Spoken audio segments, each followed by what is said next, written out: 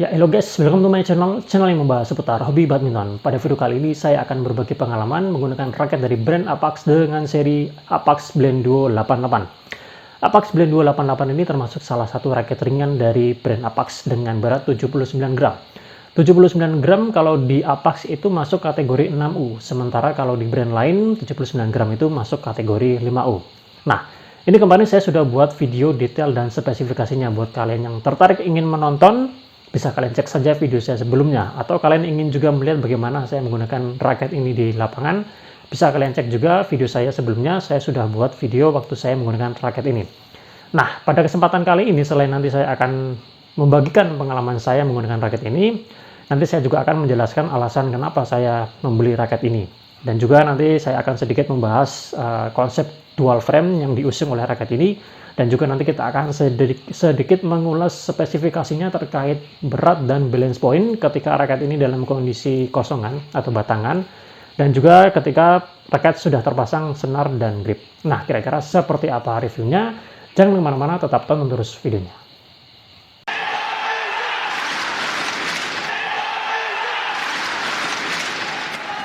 Ya, jadi alasan kenapa saya mengambil Apax Blend 288 ini adalah karena kemarin waktu saya nge-review Li-Ning Superlight Max 9, itu saya jadi keinget Apax Blend 288 karena kedua raket memiliki spek yang hampir sama. Li-Ning Superlight Max 9 memiliki berat manufakturnya 80 gram plus minus, kemudian balance point-nya 300 plus minus, dan stiffness-nya itu dia medium ya. Nah, sementara untuk yang Apax Blend 288 ini memiliki spek 79 gram plus minus, balance point-nya 300 plus minus, dan fleksibilitasnya dia medium. Jadi secara spek manufakturnya hampir sama. Hanya ada sedikit perbedaan di beratnya saja. Ya, meskipun secara spek yang lain seperti bentuk frame, desain, kualitas catnya itu berbeda ya. Tapi untuk ketiga hal tadi, berat, balance point, dan stiffness-nya tuh hampir sama. Jadi menurut saya bisa dijadikan perbandingan ya. Untuk Li-Ning Superlight Max 9, kalian perlu mengeluarkan uang sejumlah 400-500 ribuan untuk mendapatkan raket, kemudian disertai dengan bonusnya tas 2R, senar, kaos, grip. Nah, sementara untuk yang Apax Blend 288 ini, kalian cukup mengeluarkan uang 200-300 ribuan saja, hanya batangannya saja. Kalau misalkan Superlight Max 9-nya itu batangan, kemarin saya sempat lihat sih, harganya itu dijual 300 sekian, hampir 400. Ini kemarin saya dapatnya 300, di bawah 310 ya, jadi selisihnya kan lumayan ya. Jadi buat kalian yang mungkin lebih suka raket dengan grommet yang lebih banyak, 76, karena kita seperti yang kita ketahui, Li-Ning itu banyak sekali ya, produknya atau raketnya itu dia grommetnya masih 72. Tentu saya yakin dari kalian ada yang mempertimbangkan hal-hal semacam itu ya untuk membeli raket. Ya, meskipun secara kualitas cat untuk Li-Ning tidak perlu diragukan lagi, kualitasnya bagus ya. Nah, lalu bagaimana dengan feel-nya? Apakah Apax Blend 288 ini dia kurang atau sama, mendekati, atau mungkin bahkan lebih enak? Nah, nanti saya akan sampaikan pengalaman saya ya menggunakan raket ini jika dibandingkan dengan Superlight Max 9 bagaimana. Oke, selanjutnya yang akan saya bahas adalah yang menarik dari raket ini. Apax Blend 288 ini dia mengusung konsep dual frame. Dual frame. Jadi satu raket tetapi dia untuk sisi-sisinya itu bentuk atau shape frame-nya itu berbeda. Di satu sisi dia memiliki shape yang lancip. Jadi dia tipenya power ya. Kalau yang dijelaskan di sini dia tipenya power. Sementara di sisi yang lain itu dia shape-nya berbentuk round box. Jadi dia tipenya power. Nah, jadi yang satu sisi ini dia speed, lancip, kemudian yang power, dia shape-nya itu dia lebih kotak atau box. Nah, jadi ya tentu dengan adanya tipe yang berbeda di tiap sisinya, jadi untuk posisi backhand dan posisi forehand tentu menyesuaikan dengan tipe yang ada di sini. Nah, kalau kita melakukan smash, itu kan lebih menggunakan power. Jadi posisi forehand itu adalah diposisikan yang power, sementara yang speed itu posisinya backhand. Oke, seperti itu ya meskipun kalau digunakan memang harus apa ya, harus sering melihat. Kalau kita nggak melihat tentu kita nggak tahu ya. Nah, untungnya raket ini dia memiliki warna yang berbeda ya untuk tiap sisinya. Sisi yang satu dengan sisi yang lain dia warnanya berbeda. Jadi ini sebagai tanda. Jadi sebelum kita melakukan pukulan ya kita bisa melirik terlebih dahulu ya. Oke, itu yang menarik dari raket ini ya. Jadi raket ini mengusung konsep dual frame. Nah, seperti yang kita ketahui, jadi selain Apax ini, tentu kita ketahui bahwa Yonex itu juga memiliki seri raket yang sama yang mengusung konsep dual frame, yaitu di serinya Dora. Mungkin sebagian besar dari kita atau mungkin kita semua menilai atau mempercayai bahwa ketika ada suatu teknologi atau suatu konsep, itu pasti brand yang terkenal yang lebih dahulu mengeluarkan konsep atau teknologi itu.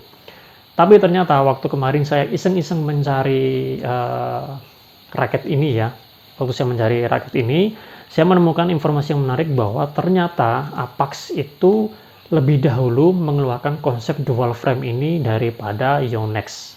Nah, nanti saya akan sertakan alamat websitenya dan videonya ya nanti di kolom deskripsi.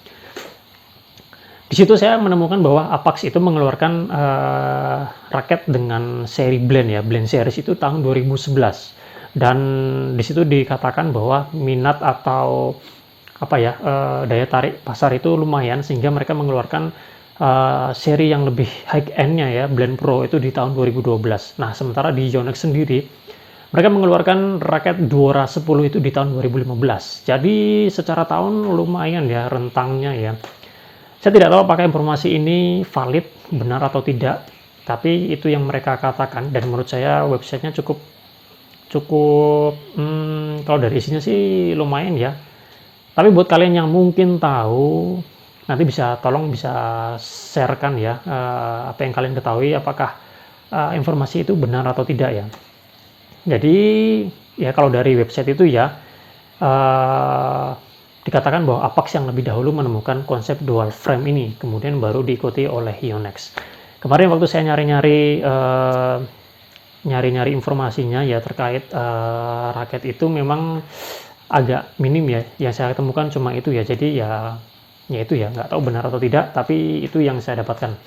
Oke, kemudian sekarang kita akan sedikit mengulas spesifikasinya ya, terutama pada bagian berat, balance point, dan ya mungkin beberapa hal yang lain ya ketika batangan dan ketika sudah terpasang senar dan grip. Nah, ketika posisi kosongan ya, ini beratnya kan 79 ya, tapi waktu kemarin saya ukur sendiri itu 79,5 gram, jadi masih masuk batas toleransi ya. Kemudian setelah dipasang senar dan grip itu dia beratnya menjadi ya, berat totalnya ya menjadi 85 gram.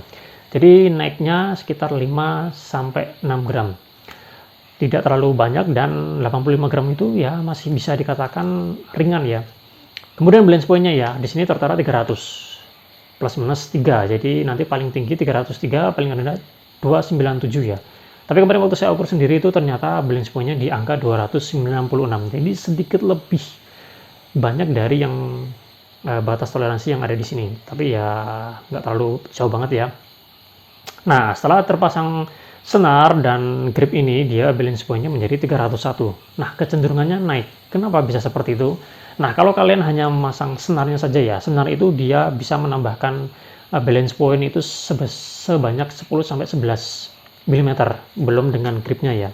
Nah, dengan gripnya ini, dia jadi mengurangi sehingga membuat dia 301. Saya cukup kaget juga, ternyata biasanya itu dia akan membuat balance point-nya itu turun ya, kecenderungannya turun dikit atau turun banyak, tapi ini dia malah kecenderungannya naik, berarti ini gripnya cukup tipis ya.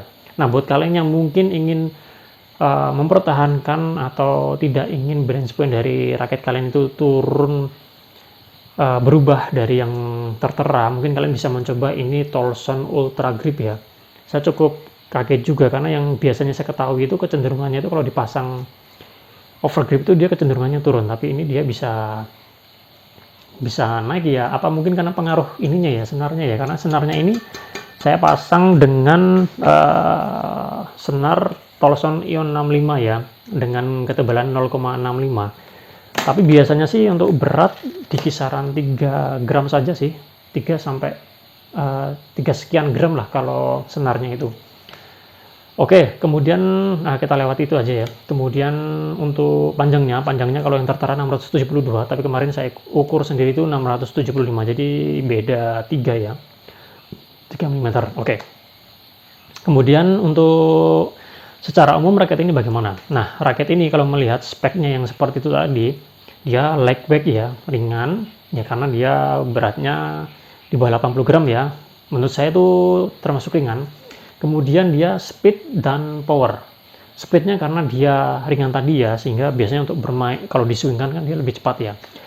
Powernya itu karena dia balance point-nya tinggi. Nah, selain karena spek itu tadi ya, berat dan balance point-nya, didukung juga oleh bentuk frame-nya, sehingga ya itu tadi ya, lightweight, speed, power itu dia dapat.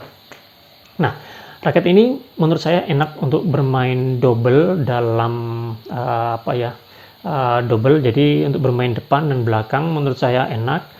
Kemudian digunakan untuk rally yang temponya cepat, kemudian dalam rally tersebut banyak terjadi drive dan flashing. Dan raket ini dia fiturnya itu akan lebih fiturnya lebih terasa ketika digunakan dalam tempo cepat. Tapi kalau digunakan dalam tempo yang biasa saja, nggak akan begitu terlalu terasa ya posisi fitur dari raket ini ya, karena raket ini kan memiliki fitur dual frame ya, speed dan power. Jadi memang untuk secara nggak hanya sekedar tulisan saja, tapi ketika digunakan itu memang terasa untuk tempo-tempo yang cepat ya. Kalau diswingkan seperti ini, kemarin saya sempat coba-coba ya waktu kondisi masih kosongan, antara swing dengan posisi speed dan power itu suaranya berbeda. Jadi dia suaranya lebih tajam yang speed. Jadi memang untuk membelah angin lebih bagus yang speed ya, karena dia shape-nya kan berbentuk lancip ya. Oke, kemudian ini shaft-nya tuh yang saya rasakan dia lebih cenderung kaku daripada cenderung flex. Meskipun di sini tertulisnya 9,0 ya, biasanya itu medium. Tapi dia cenderung kaku. Kakunya itu terasa sekali di bagian sini. Nah, agak berbeda dengan yang Tolson Airlag 77. Dia memiliki berat dan balance point yang bisa dikatakan hampir sama dengan ini. Tetapi jika dibandingkan dari beratnya, yang ini terasa lebih ringan daripada yang ini. Nah, pengaruh beratnya ini menurut saya itu juga karena dipengaruhi faktor dari stiffness-nya ya. Jadi itu yang membuat raket ini ya meskipun ringan, tapi untuk bermain power menurut saya dia dapat juga. Dan kalau saya perhatikan review di luar negeri itu juga mengatakan bahwa ini itu lebih cenderung kaku daripada flex. Nah, seperti itu. Nah, tantangan menggunakan raket ini apa? Karena raket ini mengusung dual frame ya, dengan sisi shape frame yang berbeda. Jadi tentu kita harus memperhatikan ketika kita melakukan pukulan, sebelum melakukan pukulan itu posisi backhand dan forehandnya bagaimana. Jadi ya kita harus sedikit melirik ya. Untungnya raket ini memiliki warna yang berbeda ya antara satu sisi dengan sisi yang lain. Jadi menurut saya itu cukup membantu untuk kita melihat untuk posisi forehand bagaimana, backhand bagaimana. Nah, kalau untuk pemula tentunya ini agak butuh tantangan ya, karena kalau pemula kan biasanya kan lebih fokus bagaimana cara mengembalikan bola ya. Tapi untuk yang ke teknis-teknis itu kurang begitu. Jadi memang untuk pemula menurut saya ada tantangan tersendiri. Selain itu juga dari stiffness-nya, karena dia terasa lebih kaku kalau yang saya rasakan ya. Jadi akan lebih banyak membutuhkan effort atau lebih banyak menggunakan power daripada yang flex. Kalau yang flex kita cukup tidak terlalu banyak mengeluarkan power jika dibandingkan dengan raket yang cenderung stiff. Nah, seperti itu. Kemudian feel secara ketika digunakan untuk smash, lob, drive itu bagaimana? Nah, untuk smash menurut saya raket ini meskipun dia ringan, tapi untuk di kategori ringan menurut saya untuk power raket ini lumayan. Karena selain tadi ya, balance point-nya tinggi dan juga dia karakter shaft-nya yang cenderung kaku. Jadi menurut saya untuk bermain power itu dia lebih dapat. Dan tentunya kalau yang antara pemula dan pemain dengan jam terbang yang lumayan, menurut saya ini lebih cocok ke mereka yang jam terbangnya lumayan. Karena untuk beradaptasi dengan raket ini saya rasa tidak mudah ya kalau buat pemula.